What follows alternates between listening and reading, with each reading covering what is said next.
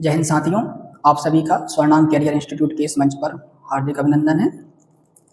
आज आज हम यहाँ पर आपके एमपीपीएससी के जो प्री में सिलेबस दिया हुआ है उसमें आपके यूनिट 3 और यूनिट 4 जिसमें आपका भारत का भूगोल और मध्य प्रदेश का भूगोल उन यूनिट में दिया गया है, उसके सिलेबस को थोड़ा यहाँ पर देख लेते हैं। देखिए, आपको सबसे पहले किसी भी एग्जाम के लिए सिलेबस को समझना जरूरी होता है। आप यदि सिलेबस को समझेंगे एग्जाम के लिए तो सिलेबस और पीवाईक्यू तो किसी भी एग्जाम को क्रैक करने के लिए दो महत्वपूर्ण उपाय हैं आपके पास। ठीक, तो सबसे पहले हम देखते हैं यूनिट 3 में क्या दिया हुआ है और यूनिट 4 में क्या दिया गया है। देखिए, यदि आप ऐसे पढ़ेंगे यूनिट 3 करके यूनिट 4 करके तो आपको थोड़ा समझने में दिक्कत होगी, लेकिन यदि आप इन दोनों को साथ में पढ़ेंगे, यदि साथ में आप इनको पढ़ेंगे तो आपको समझने में इतनी दिक्कत नहीं होगी। जैसे कि आपके कुछ टॉपिक ऐसे हैं जो भारत के भूगोल के अंतर्गत दिए हुए हैं और साथ ही मध्य प्रदेश के भूगोल के अंतर्गत भी दिए हुए हैं। आप उन पर विचार करेंगे तो कुछ टॉपिक कॉमन है, बस कुछ शब्दों का हेरफेर है, बस उसको देख लेते हैं। तो आपका जो सिलेबस है, ऑफिशियल सिलेबस है, उसमें 7 पॉइंट आपके भारत के भूगोल के अंतर्गत दिए हुए हैं। यहाँ पर आप ऐसे देखेंगे तो 7 पॉइंटों में उसको डिवाइड किया गया है। इसी प्रकार से आप यदि मध्य प्रदेश के भूगोल को देखेंगे वहाँ पर भी आपको 7 पॉइंट मिलेंगे। तो सबसे पहले मध्य प्रदेश के या भारत के भूगोल को स्टार्ट करते हैं उसमें, और आपके मध्य प्रदेश के भूगोल के अंतर्गत क्या क्या समानता है उनको एक बार देख लेते हैं। सबसे पहले स्टार्ट करते हैं आपकी फिजिकल ज्योग्राफी। देखिए, आप जब कभी भी आप शुरुआत करते हैं तो सबसे पहले आपको फिजिकल ज्योग्राफी को समझना होता है, क्योंकि आपका पूरा जो भूगोल का आप स्ट्रक्चर देखेंगे वो आप भौतिक भूगोल या फिजिकल ज्योग्राफी से ही समझ पाएंगे। यदि आपके उसके कॉन्सेप्ट क्लियर हैं तो आप आगे उसको समझने में आपको कठिनाई नहीं होगी। तो सबसे पहले आपके यूनिट 3 में दिया हुआ है भारत के भूगोल के अंतर्गत जलवायु घटनाएं। जलवायु घटनाएं जो आपकी क्लाइमेट कंडीशन है उसको दिया हुआ है। तो सबसे पहले क्या दिया हुआ है आपके? एल नीनो, एल नीनो, ला नीना, दक्षिणी दोलन। देखिए, एल नीनो को आप इंग्लिश में पढ़ेंगे तो एल नीनो ही रहेगा और आप ला नीना का पढ़ेंगे तो ला नीना ही रहेगा। जैसे यहाँ पर दिया है दक्षिणी दोलन, ये आपका सदर्न ऑक्सीलेशन है आपका। ठीक, उसके बाद है पश्चिमी विक्षोभ। पश्चिमी विक्षोभ, वेस्टर्न डिस्टर्बेंस, कि वेस्टर्न डिस्टर्बेंस क्या होता है और किस प्रकार से ये भारत के जलवायु को प्रभावित करता है। इसी के साथ ये आपका एक टॉपिक है जलवायु परिवर्तन के परिणाम, कि जो क्लाइमेट चेंज हो रहा है आपका वैश्विक स्तर पर या भारत के स्तर पर देखें तो जो क्लाइमेट चेंज के अंतर्गत भारत पर या विश्व पर इसका क्या प्रभाव पड़ रहा है, यहाँ पर रहने वाले लोगों या सभी जनसंख्या समूह पर इस पर क्या प्रभाव पड़ रहा है, इसको देखना पड़ेगा। तो जलवायु परिवर्तन के परिणाम, तो जलवायु परिवर्तन के परिणाम पढ़ने से पहले जलवायु को समझना होगा कि आपका क्लाइमेट क्या है। तो क्लाइमेट, इसलिए ऐसा डिवाइड उन्होंने ऐसा किया है कि आपको पहले सबसे पहले क्लाइमेट ही पढ़ना पड़ेगा। जैसे यहाँ पर दिया है जलवायु घटनाएं, तो सबसे पहले आप उसके कॉन्सेप्ट को ही समझेंगे कि जलवायु क्या है और जलवायु घटनाएं क्या है। इसी प्रकार से आपकी एल नीना और ला नीना, आपका जो आप यहाँ देखेंगे ये दक्षिण अमेरिका वाला भाग है। यदि आप यहाँ देखेंगे तो यहाँ पर ये दोनों घटनाएं घटित होती हैं, एल नीनो और ला नीना के। ठीक है, इसी के साथ आपका दक्षिणी दोलन है, सदर्न ऑक्सीलेशन है, आपका पश्चिम विक्षोभ है। आप यदि आपने ध्यान दिया हो तो आपका जो अफ्रीका है, आप ऐसे करके देखेंगे आपका जो अफ्रीका है, अफ्रीका के ऊपर ये भूमध्य सागर।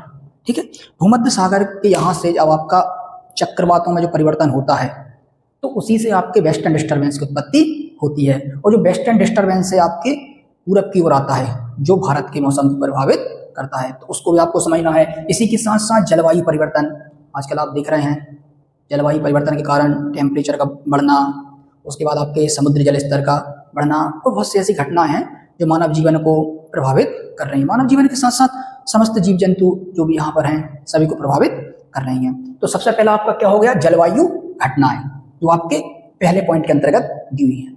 इसी के साथ साथ आप मध्य प्रदेश की भूगोल को देखेंगे। आपका अभी हमने क्या समझा? 3rd unit. अभी सबसे पहले क्या देखा? 3rd यूनिट में पहला पॉइंट। यदि इसी के साथ साथ आप पैरेलल इसके मध्य प्रदेश के भूगोल को देखेंगे तो उसमें पहला लिखा है जलवायु। तो यहाँ पर आपको समझने में दिक्कत नहीं होगी कि जब आपने पहले जलवायु का कॉन्सेप्ट क्लियर कर लिया है तो यहाँ पर जलवायु को समझने में दिक्कत नहीं होगी, क्योंकि जलवायु तो एक कॉमन टॉपिक है। जलवायु आप कहीं की पढ़िए, जलवायु में आपको ऐसी कोई परेशानी नहीं होगी। यदि आपने वर्ल्ड के लेवल पे या भारत के लेवल पे जलवायु को समझ लिया है तो फिर मध्य प्रदेश की जलवायु कोई अलग नहीं हो जाएगी। इसी के साथ दी हुई है उसमें ऋतुएं, कि ऋतुओं का परिवर्तन कैसे होता है। उसी के साथ दिया हुआ है टेम्परेचर, तापमान। उसी के साथ दिया आपका वर्षा, एक क्या दिया पॉइंट? वर्षा, कि आपकी जो रेन हो रही है, ये वर्षा हो रही है, उसके कैसे कैसे प्रकार हैं, किस प्रकार से उसमें परिवर्तन होता है। क्योंकि आपके भारत की जलवायु में देखें या आप मध्य प्रदेश की जलवायु में देखें, वर्षा का भी वितरण अलग अलग प्रकार से हुआ है। तो जिसको, क्योंकि इसमें प्री से डायरेक्ट क्वेश्चन आते हैं, आपके जो प्रीलिम्स स्पेसिफिक है उसमें डायरेक्ट क्वेश्चन आते हैं। इसी के साथ साथ पहला हो गया आपका जलवायु, तो ये दोनों में कॉमन टॉपिक है, जलवायु घटनाएं। तो आपको क्या क्या यहाँ पर कॉमन मिल गया, जलवायु, और यहाँ पर भी जलवायु। ठीक, तो ये टॉपिक तो आपके लिए कॉमन रहेंगे, जैसे ऋतुएं हैं, तापमान है, वर्षा है, और ये जलवायु परिवर्तन। ये क्या है, ये कॉन्सेप्ट है, एल नीनो, ला नीना, पश्चिमी विक्षोभ, दक्षिण दोलन, ये कॉन्सेप्ट है। आपको 4 कॉन्सेप्ट पढ़ना है, इससे आपके चारों क्लियर हो जाएंगे। ठीक, अब इसके बाद आप यदि भारत के भूगोल में देखेंगे तो उन्होंने पॉइंट में थोड़ा नीचे दिया है, 3rd या 4th पॉइंट पे दिया हुआ है कि भारत में प्राकृतिक खतरे और आपदाएं, जो आपके नेचुरल डिजास्टर हैं, वो किस प्रकार से भारत को प्रभावित कर रहे हैं, भारत के लिए क्या खतरे हैं, तो उनको आप देखेंगे। भारत में प्राकृतिक खतरे और आपदाएं और भारत के प्रमुख चक्रवात। तो जैसे आप जलवायु को पढ़ेंगे तो जलवायु में जैसे आप अगले टॉपिक को फिजिकल ज्योग्राफी में आप आगे की ओर बढ़ेंगे तो उसके बाद टॉपिक आता है आपका चक्रवात। देखिए आपका जो साइक्लोन है, चक्रवात है, तो साइक्लोन के भी क्या होते हैं, टेम्परेचर के हिसाब से अलग अलग टाइप होते हैं, उष्णकटिबंधीय चक्रवात और शीतोष्णकटिबंधीय चक्रवात। तो आपके जैसे भारत की जलवायु है, तो भारत की जलवायु में किस प्रकार के चक्रवात की उत्पत्ति होती है। ठीक, तो ये टॉपिक थोड़ा आपके लिए ऐसा है कि जो मध्य प्रदेश के हिसाब से नहीं है, क्योंकि आप देखेंगे यदि चक्रवात आएंगे तो चक्रवात यदि आपके जलीय वाले हैं, समुद्र से आते हैं, ठीक, तो उसमें तो फिर भारत की सीमा तक, आपका मध्य प्रदेश तो क्या है, लैंडलॉक्ड है, तो वहां पर तो फिर ऐसा कुछ है ही नहीं, तो इसलिए फिर ये आपके भारत के हिसाब से आपको पढ़ना पड़ेगा। तो थोड़ा इसको आपको अंतर समझिए। तो सबसे पहला पॉइंट, आपको 7 पॉइंट अभी याद हो जाएंगे, आपको उसके लिए दिक्कत नहीं लेनी, कोई टेंशन की बात नहीं है, सरलता से आपके लिए याद हो जाएंगे। पहला है जलवायु। ठीक है, जलवायु में आपने क्या पढ़ा, एल नीनो, ला नीना, दक्षिणी दोलन, उसके बाद क्या, पश्चिमी विक्षोभ, उसके बाद जलवायु परिवर्तन के परिणाम। क्लियर, ये आपका पहली यूनिट। इधर पे क्या है, जलवायु, ऋतुएं, तापमान और वर्षा। ठीक, ऋतुएं, तापमान और वर्षा, ये क्लियर है। और उसके बाद आपके भारत के भूगोल में सेकंड पॉइंट है जो मध्य प्रदेश के भूगोल से थोड़ा अलग है, उसमें है आपका भारत में प्राकृतिक खतरे कि आपके जो भारत है, भारत में प्राकृतिक खतरे, आपदाएं। आपदाओं में आप देखते होंगे बाढ़ आपदा है, नदियों में जलस्तर का बढ़ना, जो अनैच्छिक घटनाएं हैं, उसके बाद आपका भूकंप का आना, ज्वालामुखी घटना, जैसे भारत में प्रत्यक्ष रूप से तो नहीं देखी जाती, लेकिन आप अंडमान निकोबार में देखेंगे तो वहां पर है। ठीक है, और उसके बाद आपका भूस्खलन है, ठीक है, लैंडस्लाइड है, तो इनको आप कहां पर देखेंगे, प्राकृतिक आपदा या खतरे में। उसके बाद भारत के प्रमुख चक्रवात, जैसा कभी आपको बताया है कि चक्रवातों की उत्पत्ति होती है और इनका एक क्रम है। यदि आप चक्रवातों को पढ़ेंगे तो प्रत्येक देश ने इनका एक क्रम रखा है, इनके नाम रखे हुए हैं कि चक्रवात आएगा तो फिर उस हिसाब से उनके नाम रहेंगे। ठीक, तो चक्रवातों को देखना है आपको। तो ये आपका फिजिकल ज्योग्राफी में आपका फर्स्ट, सेकंड पॉइंट, और यहाँ पर एमपी आपका ये क्लियर हुआ। ठीक, अब आप उसके बाद सेकंड पॉइंट, आप 3rd यूनिट या 4th यूनिट, देखिए दोनों को आप साथ में पढ़िए। यदि आप उसको अलग अलग करने की कोशिश करेंगे तो फिर वो थोड़ा आपके लिए कंफ्यूजन हो जाएगा, तो आप उनको साथ में ही पढ़िए। तो सेकंड आपके लिए क्या है फिर आपका, ये पर्वत पहाड़ियां, तो इसको बोलते हैं प्राकृतिक भूगोल, नेचुरल ज्योग्राफी। पहला आपने पढ़ा फिजिकल ज्योग्राफी, फिजिकल के बाद पढ़ते हैं आप नेचुरल ज्योग्राफी। ठीक, तो पहला दिया है आपका पर्वत, माउंटेन, ठीक है, पहाड़ियां, हिल्स, ठीक, पठार, प्लेट्यूज, उसके बाद नदियां, रिवर्स, ठीक है, झीलें, लेक्स। ठीक, तो भारत में कहाँ पर्वत हैं, पहाड़ियां, पठार हैं, आपका नदियां हैं और झीलें हैं। ठीक है, तो ये आपके ऐसे कॉन्सेप्ट हैं, ये फैक्चुअल डेटा है कि जिनको आपको याद करना पड़ेगा। यदि आप इनको एक बार याद कर लेंगे, पर्वत को, पहाड़ियों को, एक लिस्ट बना लीजिएगा जब भी आप इनकी तैयारी करें। एक बार पीवाईक्यू को देख लिया कि पीवाईक्यू में किस प्रकार से क्वेश्चन पूछे जा रहे हैं, इनकी ऊंचाई पूछेंगे। ठीक है, कि जैसे आपका माउंट एवरेस्ट है, ठीक, 88, 85 बोल देते हैं उसको, थोड़ी बहुत ऊपर नीचे चलता है। पहाड़ियां हैं आपकी, छोटी छोटी हिल्स हैं, उसके बाद पठार हैं, दक्कन ट्रैप है, छोटा नागपुर का पठार है। ठीक, उसके बाद आपकी नदियां हैं, आपकी नदियों में आप जैसे नर्मदा, वो गंगा नदी तंत्र पढ़ेंगे, आप ब्रह्मपुत्र नदी तंत्र पढ़ेंगे, सिंधु नदी तंत्र पढ़ेंगे, नर्मदा, एमपी में नर्मदा पढ़ेंगे, उसके बाद महानदी, गोदावरी, कृष्णा। ठीक, तो ये नदियां हैं। झीलें आप खारे पानी की, ठीक है, खारे पानी की झीलें पढ़ेंगे, मीठे पानी की झीलें पढ़ेंगे, कुछ लेगून्स पढ़ेंगे, लेगून क्या होती हैं। ठीक, तो ये झीलों के अंतर्गत आ जाएगा। अब आप यदि 4th यूनिट में देखेंगे, यदि आप इन दोनों को पैरेलल करके चल रहे हैं तो आप 4th यूनिट में देखेंगे कि यहाँ पर भी नदियां करके टॉपिक दिया हुआ है। तो ये क्या हो गया आपके लिए, कॉमन हो गया, नदियां। अब नदियों में आपने जब भारत के स्तर पर नदियां पढ़ ली हैं तो फिर आपको एमपी की नदियां पढ़ना है कि नर्मदा नदी की सहायक नदियां कौन सी हैं, सोन नदी, ताप्ती, ठीक। उसके बाद है मध्य प्रदेश की पहाड़ियां, जो मध्य प्रदेश की छोटी छोटी पहाड़ियां हैं उनको देखना है। उसके बाद मध्य प्रदेश का पठार। जब आप मध्य प्रदेश का भौगोलिक विभाजन पढ़ेंगे तो उसके अंतर्गत आप इनको समझेंगे कि मालवा का पठार, बुंदेलखंड का पठार, बघेलखंड का पठार। तो ये आपके यहाँ से कॉन्सेप्ट क्लियर हो जाएंगे, क्योंकि इनमें आपके क्वेश्चन आते हैं कि उनका क्षेत्रफल कितना है। क्षेत्रफल के अंतर्गत उसमें पूछे जाते हैं, क्रम से जमाइए आप उनको, तो ऐसे आप इसको देख लेंगे, ठीक है। अब इसके बाद आपके सिलेबस में आगे क्या दिया हुआ है उसको थोड़ा समझ लेते हैं। करेंगे तो आपको सोर्सेस, जो आपके संसाधन होते हैं कि आपके कौन कौन से सोर्स हैं, तो सोर्सेस के अंतर्गत आप इनको देखेंगे। तो सबसे पहले क्या लिखा हुआ है, प्राकृतिक संसाधन, नेचुरल रिसोर्सेज। नेचुरल रिसोर्सेज कि नेचुरल रिसोर्सेज आपके कौन कौन से हैं। तो आपके सिलेबस में यूनिट 3 जो आपका भारत का भूगोल है, यूनिट 3 के अंतर्गत कौन कौन से दिए हुए हैं। पहला दिया हुआ है वन, आपका जो फॉरेस्ट एरिया है, ये जो फॉरेस्ट, देखिए फॉरेस्ट क्या है आपको देखने में तो जंगल है, लेकिन जो वहाँ से लकड़ी प्राप्त होती है या कुछ संपदाएं प्राप्त होती हैं, कुछ जितनी भी लकड़ी या कीमती लकड़ियाँ हैं जो आपको प्राप्त होंगी और भी सामग्री है जो आपको प्राप्त होंगी जंगल से, तो वो क्या है एक प्रकार से आपके लिए संसाधन है। तो इसीलिए सिलेबस में लिखा हुआ है प्राकृतिक संसाधन, और प्राकृतिक संसाधन में पहला हुआ दिया हुआ है पॉइंट फॉरेस्ट, वन। सेकंड दिया हुआ है खनिज, मिनरल्स, जो आपके खान होते हैं, खनिज खदान है, तो वहां पर क्या निकलेंगे आपके खनिज, जो मुख्य मुख्य खनिज हैं आपके भारत में पाए जाते हैं। इस टॉपिक के अंतर्गत मिनरल्स को देखना है। और देखिए ऐसे जल संसाधन टॉपिक के हिसाब से तो अलग दिया हुआ है, और जल संसाधन के अंतर्गत आप यदि पढ़ेंगे तो उसकी सिंचाई, जो सिंचाई की पूरी प्रोसेस है उसको पढ़ेंगे, लेकिन चूंकि इसमें लिखा हुआ था संसाधन, इसलिए आपको एक जगह संसाधन वाला क्लियर रहे, इसलिए जल संसाधन को, इस शब्द को यहाँ पर रख दिया है। लेकिन जब आप पढ़ेंगे तो ये पूरी आपका सिंचाई वाला सिस्टम है, उसके अंतर्गत जल संसाधन में वहां पर समझाया जाएगा, ठीक। तो आपने यूनिट 3 में देखा प्राकृतिक संसाधन, वन, खनिज और जल संसाधन, तो वहां पर दिया हुआ है आपका वन और खनिज। अब इसी के साथ यदि आप मध्य प्रदेश के भूगोल पे नजर देखें तो मध्य प्रदेश के भूगोल में भी संसाधन के अंतर्गत 2 दिए हुए हैं, वन और वनोपज। मतलब आपका जो फॉरेस्ट एरिया है, फॉरेस्ट एरिया और वन उपज, फॉरेस्ट रिड्यूस, ठीक है, सॉरी प्रोड्यूस, आपका प्रोडक्ट नहीं दिया हुआ है, प्रोड्यूस दिया हुआ है, फॉरेस्ट प्रोड्यूस, ठीक। तो वन और वन उपज, और उसी के साथ देखिए ये लिखा है ना 1 और 2, 1 और 2 पॉइंट का मतलब है कि आपके जो नेचुरल रिसोर्सेज हैं, नेचुरल रिसोर्सेज में यहाँ पर भारत के भूगोल में तो 1 पॉइंट में ही हो गया उनका, लेकिन यहाँ पर आपके 2 पॉइंट में होगा, 1 और 2, तो इसको आप नेचुरल रिसोर्सेज के अंतर्गत रखिएगा। जैसे कि वन हो गया, वनोपज हो गया, फॉरेस्ट, फॉरेस्ट प्रोड्यूस। उसी के साथ साथ फिर दिया हुआ है प्राकृतिक संसाधन, जैसा कि आपके यूनिट 3 में भी दिया हुआ था प्राकृतिक संसाधन। अब प्राकृतिक संसाधन में आपकी मिट्टियां हैं, क्योंकि आपको जब आप कृषि पढ़ेंगे, एग्रीकल्चर आप पढ़ेंगे, तो एग्रीकल्चर में आपका पूरा क्रॉप सिस्टम पढ़ना है, तो क्रॉप्स पढ़ने के पहले आपको मिट्टियों के बारे में जानकारी होनी चाहिए कि मिट्टियां क्या हैं, ह्यूमस क्या है। तो इसको समझने के लिए आपको पहले मिट्टियों के बारे में अच्छे से जानना है। तो प्राकृतिक संसाधन मध्य प्रदेश के भूगोल में क्या लिखा हुआ है, मिट्टियां। उसी के साथ साथ उसमें लिखा हुआ है प्रमुख खनिज, जो आपके मिनरल्स हैं, प्रमुख मिनरल्स कौन से हैं जो आपके मध्य प्रदेश में पाए जाते हैं।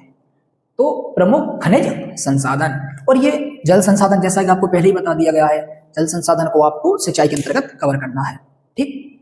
तो ये आपका संसाधन वाला हो गया। तो ऐसे करके आपके 3 पॉइंट हमने आपको क्लियर करवाए हैं। पहले हम आपको जलवायु बताया, सभी को ध्यान होगा जलवायु, तो जलवायु में आपको ध्यान रहेगा कि हाँ एल नीनो, ला नीना ऐसे करके बताया था। इसी के साथ मध्य प्रदेश की जलवायु बताई था आपको, तापमान, वर्षा या वर्षण बताया था, ठीक, और ऋतुएं बताई थी। और उसी के बाद आपको बताया था प्राकृतिक भूगोल। प्राकृतिक भूगोल में कुछ नहीं, पर्वत, पहाड़ियां, पठार, नदियां, झीलें, ये आपके भारत में बताया था, और मध्य प्रदेश में बताया था आपके पर्वत थे, पहाड़ियां थी और नदियां थी, ठीक। इसी के साथ साथ अब हम तीसरे पॉइंट पे आते हैं, जिसका नाम क्या है, रिसोर्सेज, संसाधन। तो संसाधन में आपने देख लिया प्राकृतिक संसाधन, तो प्राकृतिक संसाधन में आपके वन दिए हैं, फॉरेस्ट दिया है, खनिज दिए हुए हैं और जल संसाधन। 2 को आप मेन ध्यान रखिए। ऐसे ही यहाँ पर क्या दिए, वन, वनोपज, मिट्टियां और प्रमुख खनिज, मिनरल्स, ठीक। अब ये आपका जो फर्स्ट पॉइंट लिखा हुआ है ये आपका चेंज होता है, मतलब ज्योग्राफी की आप जब पढ़ेंगे तो ये आपका चेंज है, चेंज कैसे है कि ये तो आपने क्या देख लिया, संसाधन देख लिए, अब ये क्या आ गई आपकी प्रमुख फसलें, आपका जो पूरा क्रॉप सिस्टम है, ठीक है, फसलों का एग्रीकल्चर अब यहाँ से स्टार्ट होता है। तो आपके यूनिट 3 में दिया हुआ है प्रमुख फसलें कि भारत के अंतर्गत या भारत में होने वाली प्रमुख फसलें, जिसमें आप रबी की खरीफ की फसलें देखते हैं, ठीक है, रबी की फसलें कौन सी हैं, खरीफ की फसलें कौन सी, ऐसा पूछ लेते हैं कि इनमें से कौन सी ऐसी फसल है जो रबी की है। एक गलत देंगे और 3 आपके सही देंगे, ठीक। तो ऐसे क्वेश्चन बनेंगे। उसी के साथ साथ अब प्रमुख फसलें हो गई, अब फसलों के साथ साथ अगला टॉपिक है आपकी खाद्य सुरक्षा। देखिए आपको पता है आज़ादी के पहले और आज़ादी के बाद भारत में खाद्यान्न की असुरक्षा थी, फूड सेफ्टी नहीं थी। तो जब भारत आज़ाद हुआ 1947, भारत की आज़ादी के बाद यहाँ के स्वतंत्रता सेनानियों और जो भारत की प्रबुद्ध वर्ग थे उन्होंने ध्यान दिया कि खाद्य सुरक्षा जरूरी है। 1966 में प्राइम मिनिस्टर अपनी लाल बहादुर शास्त्री जी, जैसा कि आपको सुना भी होगा आपने, अमेरिका से लाल गेहूं आया था, उसकी पूरी एक स्टोरी है, आप हिस्ट्री में पढ़ेंगे, नितिन सर आपको पढ़ाएंगे, ठीक। तो पूरी हिस्ट्री है उसकी। तो ये उसी के हिसाब से फिर सरकारों ने ध्यान दिया, गवर्नमेंट ने ध्यान दिया और खाद्य सुरक्षा पे फोकस किए। साथ साथ फिर हरित क्रांति प्रथम हुई और उसी के साथ साथ दूसरी हरित क्रांति। देखिए पहली हरित क्रांति में आपकी जल की सुविधा पहुंचाना, जल के साथ साथ आपकी किस प्रकार से फसल को उपजाया जाए कि फसल की उत्पादकता बढ़ सके, तो ये आपकी हरित क्रांति के अंतर्गत देखा जाएगा। उसी के साथ साथ फिर क्या हुआ, टेक्नोलॉजी आई, तकनीक की प्रगति हुई, उसी में फिर जीएम क्रॉप्स हुई, तो ये फिर सेकेंडरी आपके द्वितीय क्रांति में शुमार हो जाएगा, जिसमें आप एम एस स्वामीनाथन जी के बारे में पढ़ेंगे, इनका भी हाल ही में निधन भी हुआ है, ठीक।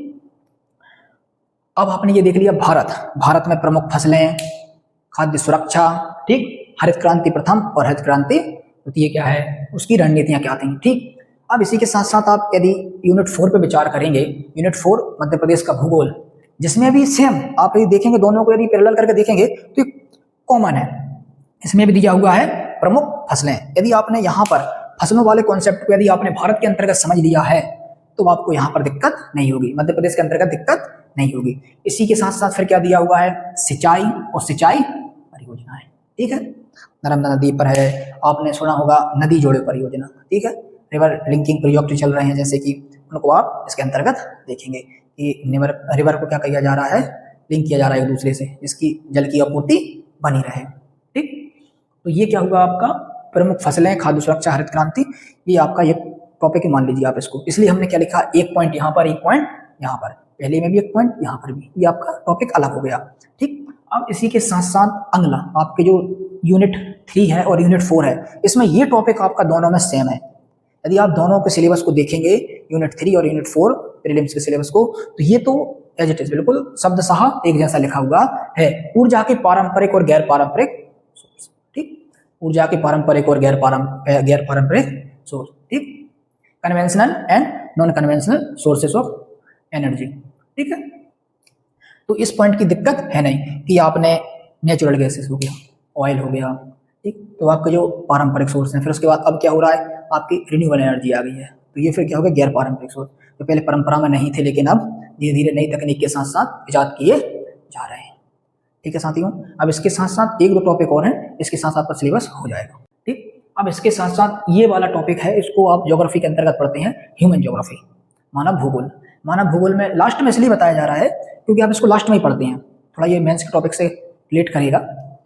तो इसमें सबसे पहले दिया हुआ है जनसंख्या वृद्धि, आपकी जनसंख्या जो वृद्धि हो रही है, ठीक। इसके बाद उसका वितरण, जो जनसंख्या है उसका वितरण किस प्रकार से है, डिस्ट्रीब्यूशन कैसा है। उसके बाद उसका घनत्व, डेंसिटी, कि कहीं पर कम एरिया है और अधिक पॉपुलेशन निवास कर रही है, कहीं पर ज़्यादा एरिया है और दूर दूर निवास कर रहे हैं, तो इसके लिए क्या होगा, आपको उस जगह की भूमि का माप भी देखना पड़ेगा, समतल भूमि है, पठारी है, पहाड़ी भूमि है, कैसी भूमि है, ठीक, वहाँ पर संसाधन उपलब्ध है कि नहीं है। तो ये आपका जनसंख्या घनत्व। इसी के साथ साथ अगला है ग्रामीण नगरीय प्रवास। देखिए आज के समय में ये सबसे बड़ी समस्या बनती जा रही है, ग्रामीण नगरीय प्रवास, ठीक, ये जो माइग्रेशन हो रहा है, गांव से लोग शहर की ओर जा रहे हैं रोजगार की तलाश में, क्योंकि रोजगार में दिक्कत तो शहर में भी हो रही है उनको, लेकिन उम्मीद पर एक उम्मीद कायम करके जाते हैं कि कुछ वहां पर रोजगार उपलब्ध हो जाए। तो ग्रामीण और नगरीय प्रवास, माइग्रेशन, ठीक। अब ये आपका भारत के भूगोल के अंतर्गत आपने देखा। इसी के साथ आप यदि यूनिट 4 में देखेंगे मध्य प्रदेश का भूगोल, मध्य प्रदेश के भूगोल में भी आप विचार करेंगे तो ये टॉपिक सेम ही है लगभग। जैसे कि पहला दिया हुआ है जनसंख्या वृद्धि, यहाँ पर भी आपने देखा जनसंख्या वृद्धि। उसके बाद ये दिया हुआ है वितरण, ये देखिए यहाँ पर भी दिया हुआ है वितरण। इसके बाद दिया हुआ है घनत्व, यहाँ पर भी आप देखेंगे तो ये दिया हुआ है घनत्व डेंसिटी। इसके बाद ये थोड़ा मध्य प्रदेश के अंतर्गत अलग दिया हुआ है नगरीकरण, क्योंकि आप जब आप यहाँ पर पढ़ेंगे ग्रामीण नगरीय प्रवास तो ये आप ग्रामीण भारत के अंतर्गत पढ़ेंगे तो एमपी में भी आपका कवर हो जाएगा ये कॉन्सेप्ट, इसलिए उन्होंने थोड़ा अलग दिया है नगरीयकरण, अर्बनाइजेशन, कि अर्बनाइजेशन किस प्रकार से हो रहा है, नगरीकरण किस प्रकार से हो रहा है। ठीक, अब इसके बाद ये टॉपिक जो है ये आपका एमपी स्पेसिफिक है, मध्य प्रदेश के प्रमुख उद्योग। इस प्रकार से आपके यहाँ पर भारत के अंतर्गत तो नहीं दिया हुआ है, लेकिन चूंकि आप एमपीपीएससी का सिलेबस पढ़ रहे हैं तो कुछ एमपी स्पेसिफिक तो होना चाहिए, इसलिए इसमें दिया हुआ है मध्य प्रदेश के प्रमुख उद्योग, मध्य प्रदेश की प्रमुख इंडस्ट्रीज एरिया कौन कौन से हैं, कौन कौन सी इंडस्ट्रीज हैं। ठीक, अब देखिए ये आपको प्री का सिलेबस बताया गया है। अब इसी के साथ साथ आप कहेंगे कि मेंस का सिलेबस, तो आप यदि इन पॉइंट पे कमांड कर लेंगे, यदि आप इन पॉइंट को अच्छे से समझ लेंगे, जो आपको 7 लाइन यहाँ पर 7 लाइन यहाँ पर हमने जो बोला है, तो ये आपका पूरा मेंस का सिलेबस है। क्योंकि जो आपको हमने फसलें बताया था, फसलों का उसमें वितरण बता देंगे वो, जैसे हमने आपको पर्वत पठार जो भी बोला उसमें उन्होंने कुछ नहीं किया है, वर्गीकरण करके बताया है। कृषि वाला एक अलग से यूनिट, उसमें 5 यूनिट हैं आपके मेंस के सिलेबस में। 5वें में आपका एमपी स्पेसिफिक है, उसके बाद भारत का और जो प्राकृतिक जैसा भी विभाजन है उसको बताया गया है। तो आप यदि इन पे कमांड कर लेंगे तो वो तो आपके लिए सरल हो जाएगा, उसमें ज़्यादा कुछ ऐसा है नहीं है, क्योंकि यही टॉपिक है, यहाँ पर आपको शॉर्ट फॉर्म में बताया गया है, वहाँ पर उनको थोड़ा क्लियर करके बताया गया है। तो ये आपका प्री के हिसाब से आपको सिलेबस बता दिया गया है। यदि आप इन्हीं पॉइंट पे यदि अच्छे से कमांड करेंगे तो आपका मेंस का सिलेबस हो जाएगा। ठीक है साथियों, ये आपका पूरा प्री के यूनिट 3 और यूनिट 4 को आपने समझ लिया है। बाकी नमस्कार साथियों, आप हमारे चैनल को सब्सक्राइब करिए, शेयर करिए और लाइक करिए। धन्यवाद।